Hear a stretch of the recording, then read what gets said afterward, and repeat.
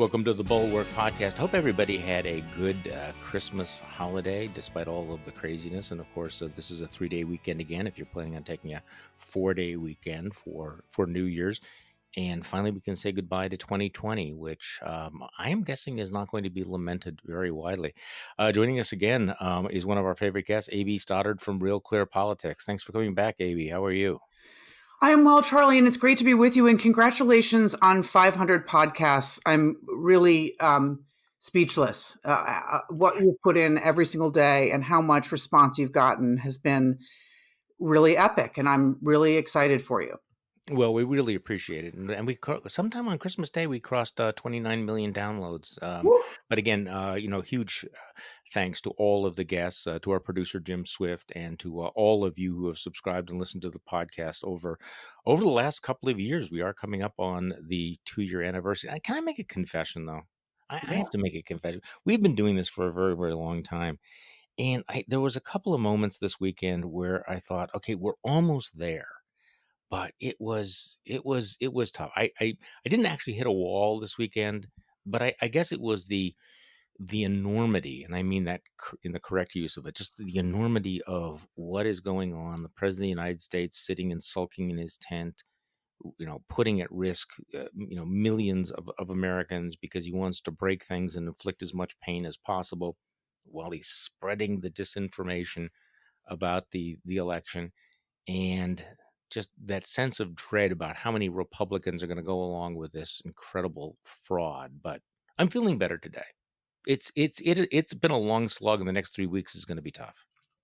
It's really going to be unprecedented in American history. The sort of desperation, the nothing left to lose mode that the president is in, combined with the acquiescence of Republicans, is really frightening. And you and Bill talked a lot about this last week on the pod, just how far it could go in dangerous areas of national security, defense, the Department of Justice, corrupt pardons, on and on, Snowden, Assange. We can only imagine where this goes, and we hope that it doesn't. But what's so upsetting is I watched Rick Santorum on CNN try to pretend last week that the Russia thing was a hoax. And John Harwood, the White House reporter, ably tried in the time he had left to counter it. But it's why I wrote a piece a few months ago in the Bulwark that it's still about Russia.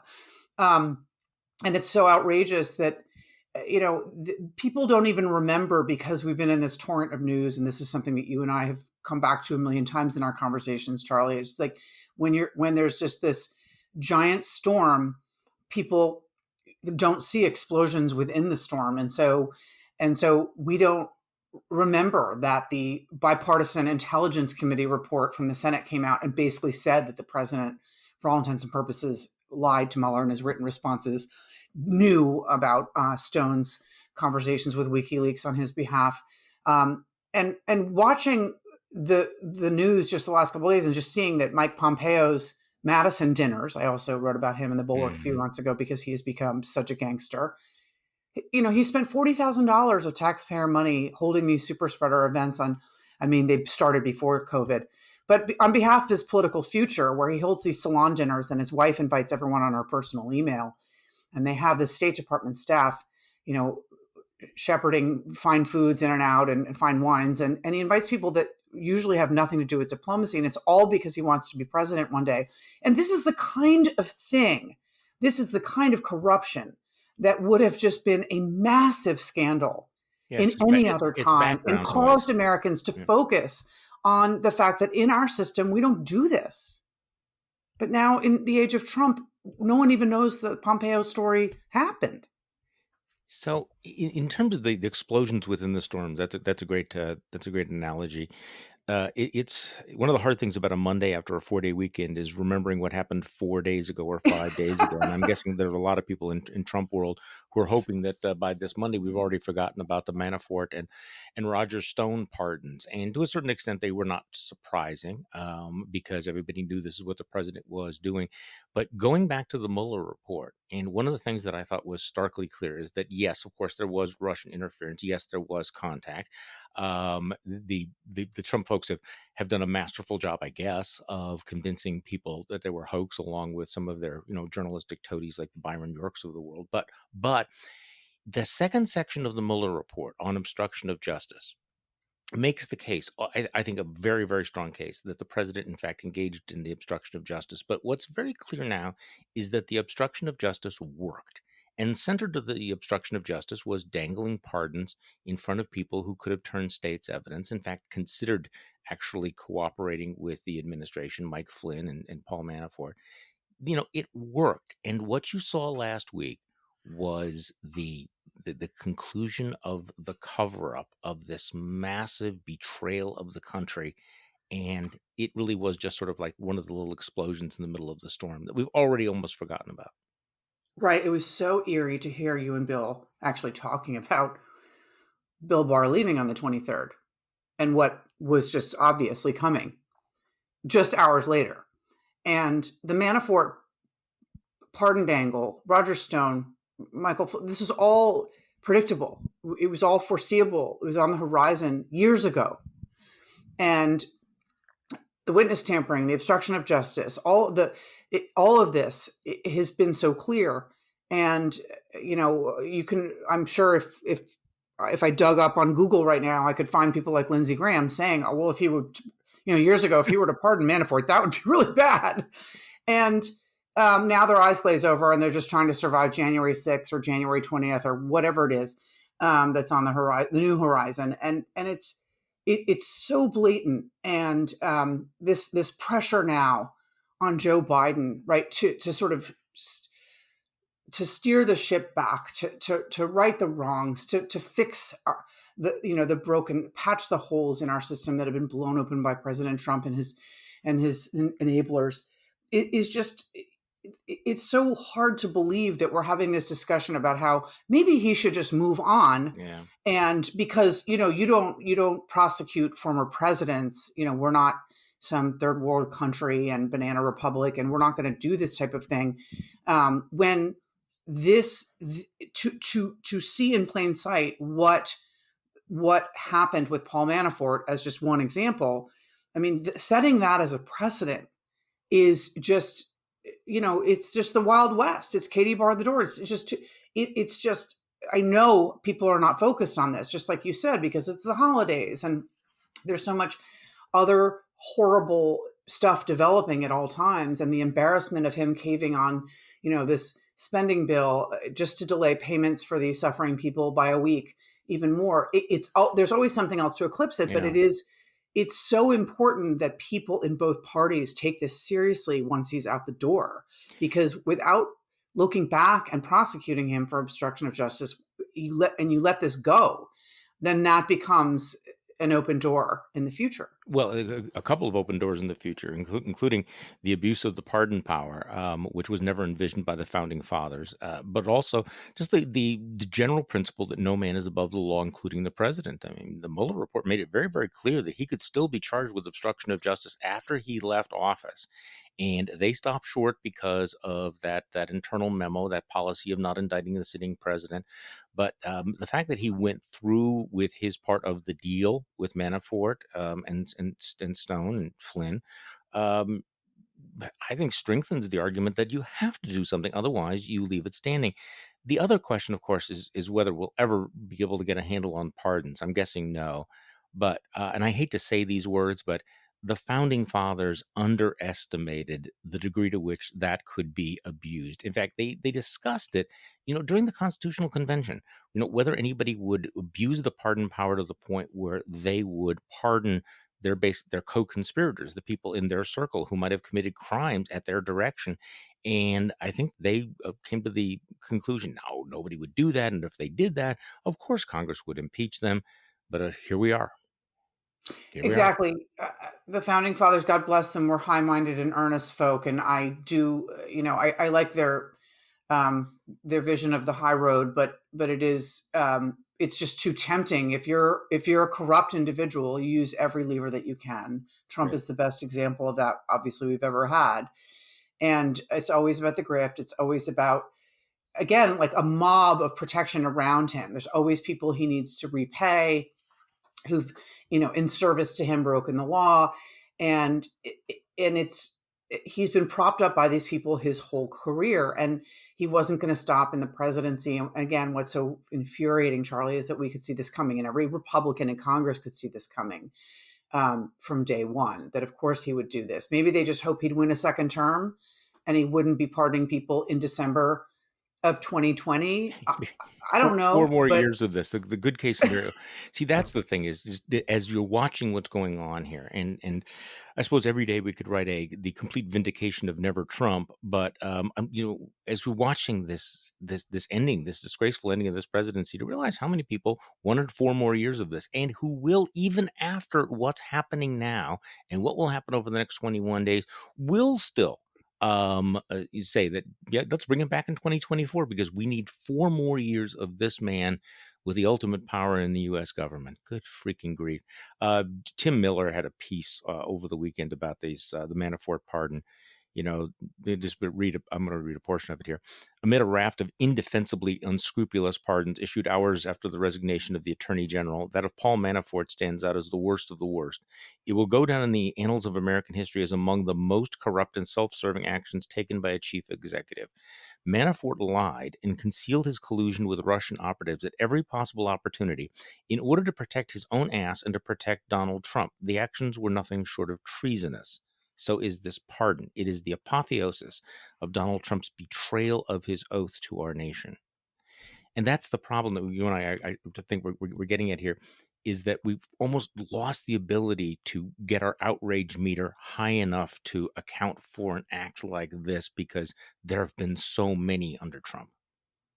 Right. It's so nuclear so often that we are just numb. We're not capable of breaking out of being numb. And the Paul Manafort, Constant Klimnik, Donald Trump triangle, with Roger Stone sort of coming in and out of that from day one when he chose him as campaign manager.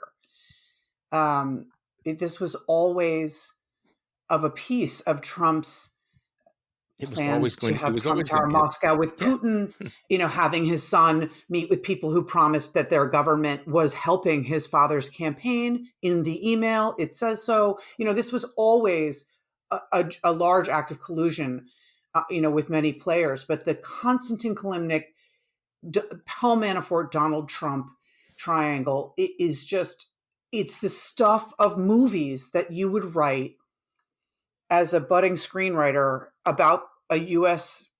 presidential candidate having this kind of campaign and becoming president, that people would say, no, this just is not, it's just so crazy and loopy because it wouldn't happen in this country.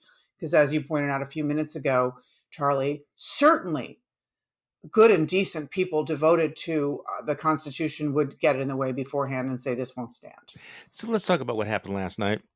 The president just caves in on the coronavirus relief bill. We won't shut down the government. This comes after days and days and days of chaos, confusion, threats that people will lose their benefits, etc. And then he just signs it and gets nothing in return. I mean, this is just he put out a statement trying to put a fig leaf over all of this, but he got zilch, nada, bupkis out of this. The author of The Art of the Deal just once again proves he's a terrible negotiator. So, I mean, what was that all about other than Donald Trump wanting to just inflict as much pain as possible on Congress because they won't make him president again? Right. Well, we all know that he never has an end game or an objective because he doesn't have the focus for that. And he's not a negotiator. He's not a strategizer. He's all emotion, no plan. And he only works within the 5 inches of oxygen in front of him and a 5-second time span. Sometimes it goes to 12, I'm told, by members of Congress who've met with him. No longer than 12 seconds. And so what's so fascinating about last week is he's now into this, he's in hiding from the press. He doesn't want to answer questions, but he likes to do these videos. So at taxpayer expense in front of the presidential seal. So he goes and does these videos with nice lighting and multiple camera shots and takes it very seriously. And then he has to, people have to clean up afterwards. So he wanted to make a dramatic statement. He intentionally never used the word veto, as we can all see now. But in terms of the guy who wrote who had his name on the art of the deal, a book somebody else wrote, and he promised in the campaign that he does deals. That's what I do. I do deals. Yeah. He never negotiated with Congress. I followed this all the way through. It was always about the fight. It was never about resolution.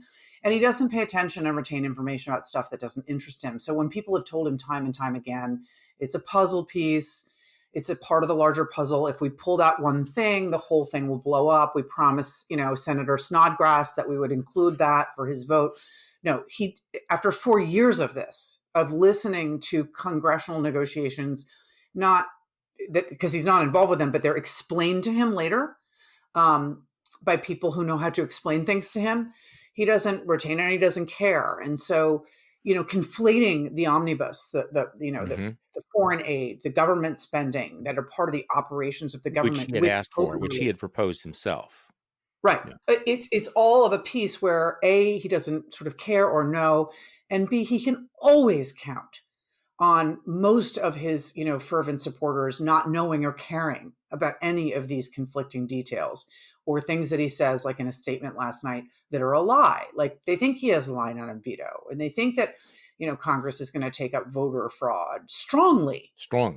And so what's so repulsive about it is not only how embarrassing it is, the whole world is watching this meltdown in the final days of the transition, all the different moving parts, the veto threats, the fraud grift, the whole thing, the electoral college fight. Everyone is watching. And last night was a spectacular disaster, but look at the Twitter threads from Kevin McCarthy and Lindsey Graham, who Axios reports this morning, both were doing the hand-holding. I guess Mnuchin was on the phone from his mansion in Cabo, also trying to talk him off the ledge. But it was these two key allies, the servile puppies, telling him that he was going to have wins in a bill that he said was disgraceful, but now, of course, hasn't changed one word by one word. And then they both tweeted that they thanked him for the great things that he's done by signing this, and the vaccine distribution and the needed relief to millions of suffering Americans, and everything's going to be so super duper. Thanks, Mr. President. I mean, I don't understand what is the goal. I guess Kevin McCarthy wants to be speaker in 2 years and he's afraid of a challenge. Lindsey Graham has won re-election. Donald Trump is leaving. What is he doing golfing with him on Christmas Day and mopping up this mess? That's all they're doing, mopping up the mess. And by the way, speaking of Steve Mnuchin, it's hard to imagine being humiliated more dramatically than the president humiliated the guy that negotiated the whole package. And, in a normal world, the Secretary of Treasury might have resigned after all of that. Maybe he just wanted to clean up the mess. But it's interesting that Steve Mnuchin thought it wouldn't be him, right? He thought he thought everybody else would be eaten before him, and it turned out to be his turn. But I think the Politico newsletter is right that this is really the most fitting coda to Trump's presidency and a neat encapsulation of his relationship with Congress. He never cared to understand the place and was disengaged from its work. But okay, just one point though that you made though that I don't know why this keeps bothering me, because Trump himself, the fact that he's a liar and everything. Okay, we got that.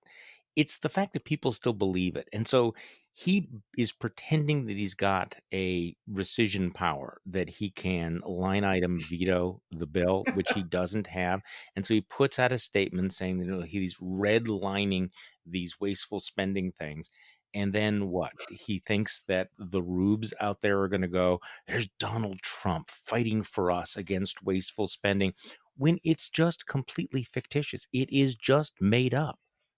And, the fact that he would even throw it out either shows how little he understands about the way the process works, or how indifferent he is, or just the thorough contempt he has for his followers who are going to, lap this up.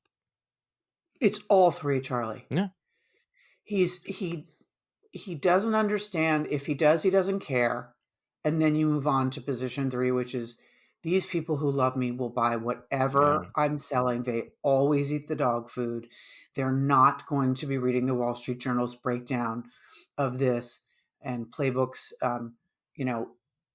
mocking of me, Yeah, just like he because I doesn't got care. nothing. Yeah, he doesn't care. They are going to be receiving um, hair pants on fire, stop the steal text alerts asking for money they will send me today, and they will be reading Facebook crap and my Twitter feed. Okay. And they believe what I tell them, and that's all they believe, and that's all they need to believe.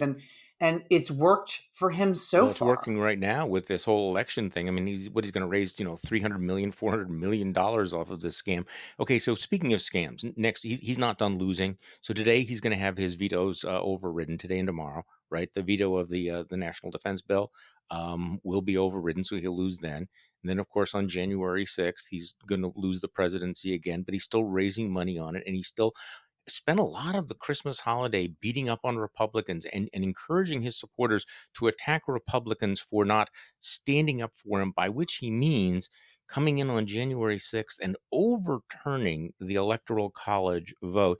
Illinois Republican Congressman Adam Kinzinger was on CNN over the weekend, and he's been, very outspoken, saying, "Look, this whole thing is a grifter scam." I have a little bit of soundbite of Congressman Adam Kinzinger.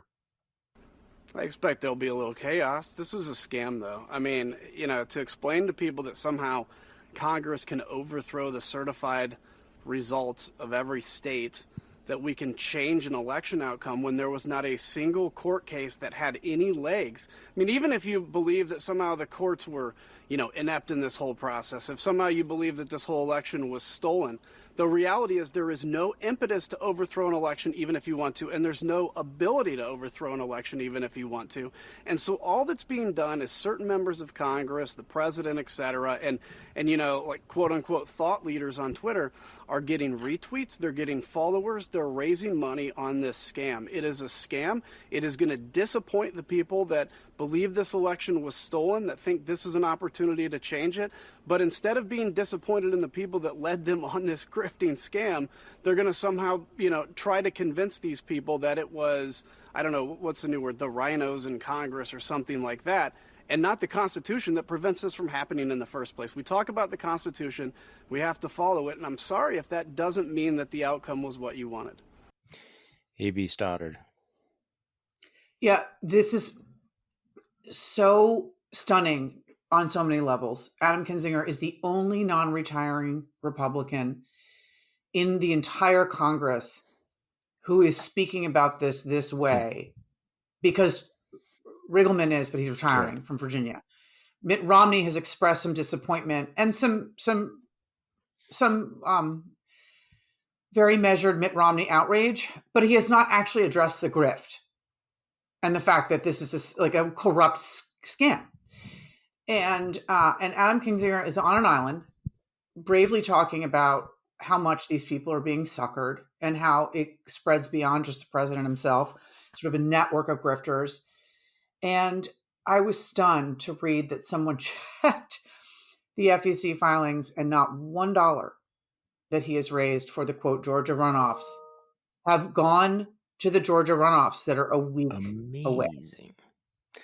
No, the interesting thing about all of this is, and again, for people who I assume that most of our listeners have figured out what happens on January 6th, but in the Constitution, if you pull out the Constitution and find out what the role of Congress is at this point, the Electoral College has actually voted. All the states have certified their votes. The role of the Congress is now to count the votes and announce the winner, and its role, that's its only role unless no one has a majority.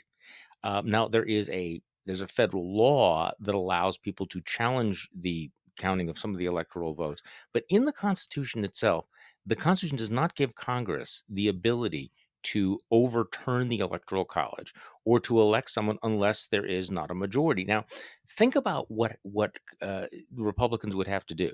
You'd have to have at least one senator, in tiny Tuberville, the latest moronic senator from Alabama. It says he's going to object. My guess is that other people who want to keep in favor with Trump world will jump on board as well. And then they'll have a debate in the House and they'll have a debate in the Senate and they'll have a vote on all of this. I'm trying to imagine, though, think about the magnitude of senators or congressmen voting to throw out the electoral votes of, say, Pennsylvania or Wisconsin, when not a single court, not a single official in any of those states in their official capacity has said, yeah, these votes are not valid. I mean, think about that. They're going to have to buy the Lynn Wood, Sidney Powell, conspiracy theories. They'll have to make arguments that have been rejected by federal courts, state Supreme Courts. Not a single Republican legislature has voted to overturn the election, and yet you will have a bunch of Republican congressmen and maybe senators who will vote to disenfranchise literally millions of Americans because what? That's what makes America great? Well, there are two motivating factors that make this on balance worth doing. One, these, as House Speaker John Boehner used to call them, knuckle draggers, believe that the gain from Trump world and their primary voters is greater than answering questions from their local reporters, or even sane Republican officials in their state party or local party from the Republican Party of yesteryear about what you just laid out. That the conspiracy would have to involve Republicans across the country and every judge, including combined with the Democrats, to and Venezuela and everyone else who's living or dead, right, to pull off this scam of cheating him out of being reelected in a landslide. And whatever grandmother they have to respond to, local media, party officials, even former donors who are angry with them, they believe this outweighs the gain that they make with primary voters outweighs the risk or the downside. Right. And they believe it ingratiates themselves into the greasy world of Trump, where, as Bill points out last week, a lot of money is slushing around and could continue to in the future. And that the Twitter fame and the Parler fame and the potential money for their future elections and the hold on their still Trump-loving primary voters combined, those two things, right. The voters and the potential for the for the fame and the bucks, make it worth absolutely destroying their reputation in reality, in the world of reality, and also then really taking a wrecking ball to the Constitution and our system and opening up yet another precedent where we're completely corrupting the system. One of the things that Trump was saying over the weekend is that Republicans should, need to fight the way that Democrats would if it was reversed. Well, a couple of people pointed out not a single Democratic senator objected to the counting of the electoral votes in 2000 when Al Gore was defeated, when they certainly would have expected it.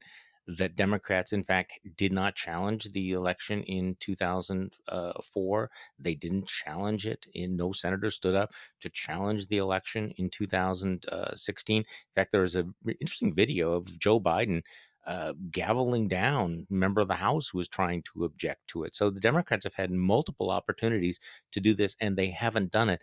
But again, this is such an extreme step to try to overturn an election based on no credible evidence whatsoever. And I imagine that they will, again, be told over and over again, not a single court has found a single case of fraud that would have changed the result of this election. This has been litigated. We have investigated it. We've gone through it. The Department of Justice, it said, Bill Barr himself said that there was no reason to believe that the mistakes in the election or fraud in the election would have overturned the election, and yet they will do it anyway. And this should have been such an easy vote for them to say, this is this is my constitutional duty. This is how democracy works. I'm going to uphold that. And yet they have convinced tens of millions of Americans that the right thing to do is to try to push through this clown coup. Okay, so this takes place on January 6th, which is the day after the Georgia runoffs. What's your sense what's going on there? I will tell you that my default setting is to assume that the Republicans are going to win because Republicans always win Georgia runoffs. Why would this be different? Your take. You're more knowledgeable than I am on this. No, I've been with you on this, that I think they're favored. I'm wondering how much, I guess the early voting numbers are looking good for Democrats and they're excited about that. But, people have fallen for that before, right? I am wondering what kind of um, pain the defense veto override and or the stimulus stuff, which John Ossoff is pushing very hard on Hmm. Purdue. He's sort of a better campaigner than Raphael Warnock, who's running against Kelly Loeffler. I mean, he's done this before, and I'm not saying he's going to win, but he doesn't let up on David Perdue. So it'll be interesting to see how much of that breaks through in terms of Trump putting these two candidates in a really bad So box. what does happen Um, with Purdue and the $2,000? So the president claimed that he vetoed the bill. I mean that he was not going to sign the COVID relief bill because it only provided $600 a person. He wants $2,000 a person. House is going to pass that today, right? So then, is the Senate going to take it up? Is Mitch McConnell going to force Republicans to vote on up or down on that? What's going to happen? See, that's so interesting because people were thinking, what would Mitch McConnell be doing to get Trump to sign the omnibus? One of the things was, I'll put your thing up on the floor for a vote to show you, maybe you can get like Ron Johnson and all your buddies to vote for it, but maybe not. But that's all I can do for you. That's like it's sort of a give, right? That has not been Hmm. announced. Mitch McConnell doesn't usually like to do embarrassing stuff like that. And I suppose he would if it would help Purdue and Loeffler, but I just don't think that's going to happen. They've somehow dodged the $2,000 question and just ran around answering, just tweeting about things that they want to tweet about, hoping that it would go away, and it went away on Sunday night. But Mitch McConnell, this is such an interesting couple of next days, Charlie, because Mitch McConnell, obviously has concluded that Donald Trump doesn't care about the Georgia runoffs. In fact, I think we don't even know if he really wants two Republicans to win in a state he lost. I mean, we just don't know that, right? So I'm just really fascinated to learn months from now what the conversations in late December between McConnell and the president have been like, because there's something left for McConnell to gain from Trump, but there's nothing left from Trump to gain from McConnell. So, it's very possible after a veto override that Trump goes even more nuts on Twitter. They're not fighting for me. The Democrats always fight. They're weenies. Mitch McConnell by name in the tweets. I mean, this is a rocky couple days before January 5, and there's still potential for him to really embarrass Loeffler and Purdue and McConnell and really screw things up. And he's supposed to be there a week from tonight for a rally. Yeah, that what could go wrong? Okay, now speaking of what he's capable of doing over the next few days, because I agree with you that the rage will only increase. I mean, losing that the defense bill's got to be embarrassing. Seeing that people are saying that he, got taken to the cleaners on the COVID relief bill and the omnibus bill, that's going to enrage him when it becomes more and more apparent that he's not going to be able to overturn the election. By the way, he's calling his supporters to protest in Washington, calling them all in to have some mass demonstration. I mean, what could go wrong there? What difference does it make at this point that somebody like Rupert Murdoch's, that the New York Post, which is owned by Rupert Murdoch, would do a front page basically plea, stop the insanity, Mr. President? I mean, this is getting a lot of attention. Post says, Mr. President, stop the insanity. You lost the election. Here's how to save your legacy. And says Sidney Powell is a crazy person. Michael Flynn suggested martial law is tantamount to treason. It is, I'm sorry, Michael Flynn suggesting martial law is tantamount to treason. It is shameful. Does any of that make any difference to Trump? That even the New York Post is telling him, stop it. You're going out like a crazy man. I don't have the quote in front of me, but in the early days after the election, the local paper in Las Vegas, and I'm so sorry that is it the Journal Review? Yeah. I don't Mhm. have the name on the tip of my tongue, but it's owned by Yeah. Sheldon Same thing. Yeah. Adelson. Wrote an editorial basically saying like, let it go. Like there's no evidence of mass fraud, and it was pretty Yeah. firm. It was pretty aggressive editorial.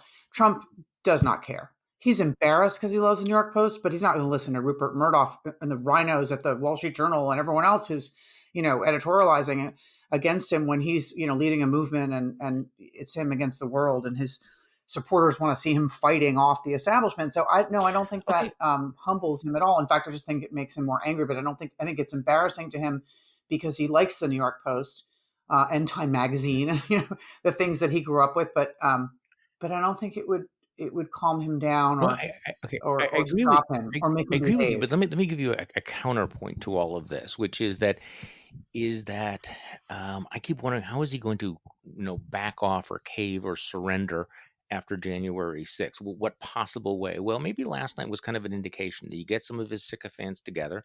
The lick spittles realize the spittle won't lick itself, so they're always they're there and telling him, you have this great legacy, you can come back, you can do all sorts of things.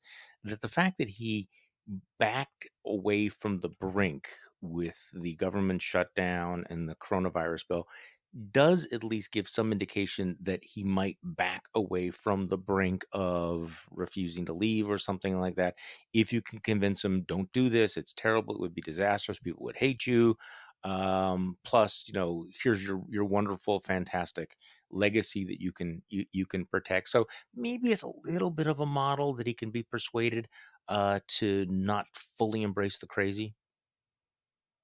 Well, there are leaving and then blowing the place up on the way out the door are two separate things. I think he'll do both. And so this idea that he's going to stay in the Oval Office with a bunch of explosives, handmade explosives that Don Jr. gave him, and won't come out. I think we can,